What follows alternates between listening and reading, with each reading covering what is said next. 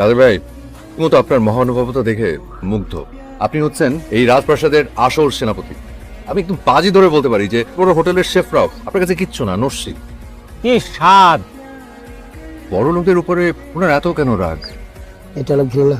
আমার একটা বড় ভাই আছিল, বড় লোকের পোলা, সাথে ব্যবসায় পার্টনার ছিল।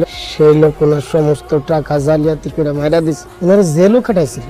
উনি গলায় দড়ি। আমি তো ভেবেছিলাম এটা একটা মজার রোমান্টিক কমেডি, তো এই গল্প তো রক্ত দিয়ে লেখা।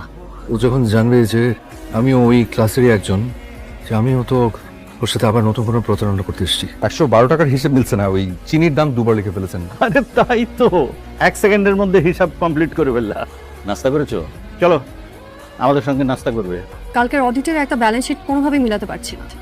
তুইও রিফাতকে দেখা, ও তো অঙ্কে খুব ভালো। আপনি বোধহয় ডেফার ট্যাক্স আর ইকুইড এক্সপেন্সের এন্ট্রিটা দুবার করে ফেলেছেন। অত এটা আপনি কিভাবে করলেন?